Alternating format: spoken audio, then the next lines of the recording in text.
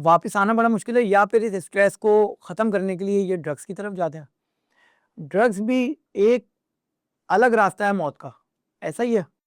तो एक रास्ता तो आपने, या आपको ये मिल गया स्ट्रेस का कि आप कैमरा लेस हो गए, आपके कैमरे के सामने से आप हट गए, और जो है वो दूसरा स्ट्रेस ये है कि आपको जो है वो आप ड्रग्स की तरफ चले गए, वो भी मौत है। रास्ता एक ही है, दोनों जाके रास्ते एक ही जगह पे मिल रहे हैं। बिल्कुल। तो ये भी वजूहत होती हैं।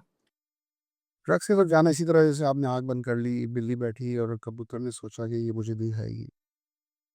तो वो ये कि जब आप ये एस्केप मैकेनिज़्म हम इसे साइकियाट्री में कहते हैं कि आप एस्केप है ये आपको पता है कि ये अभी मसला ख़त्म होने वाला है मेरा, मैं एंड की तरफ आ रहा हूँ और उससे लड़ने की हिम्मत आपकी ख़त्म हुई, आप टूट गए हैं।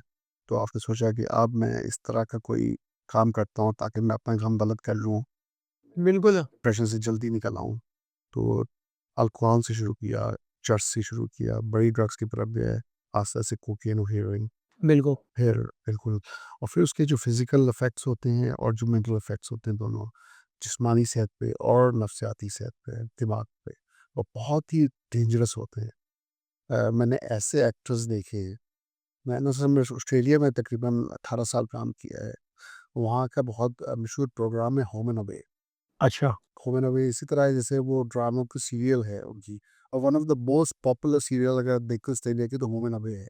उसका one of the leading actor जो था, वो सुसाइड करके हॉस्पिटल आया था और मैं डॉक्टर ऑन कॉल था ड्यूटी पे, तो मैंने उस एक्टर को ट्रीट किया था।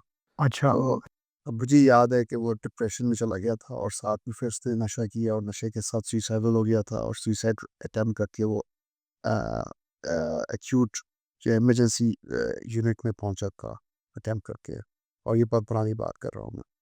तो ये पाकिस्तान में तो है, दुनिया भर में है कि एक्ट्रेस जो हैं या मॉडल्स जो हैं, वो जब डिप्रेशन में जाते हैं, आइसोलेशन में जाते हो, तो फिर नशे का सहारा लेते हैं और जब नशे का सहारा लेते हैं तो फिर वो और मज़ीद गलत डिसीजंस लेते हैं।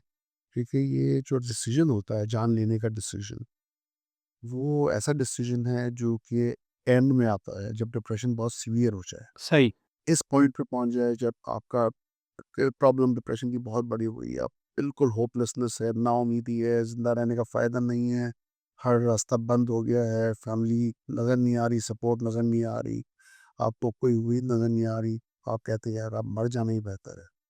इस पॉइंट पे आके अगर नशा कर लिया जाए, तो नशा जो है ना उस फर्दर जो आपके स्टॉप्स हैं, जो ब्रेक्स हैं, जो आपको रोक सकते हैं सुसाइड करने से, उसको फ़ेल कर देता है कंप्लीटली। ओहो!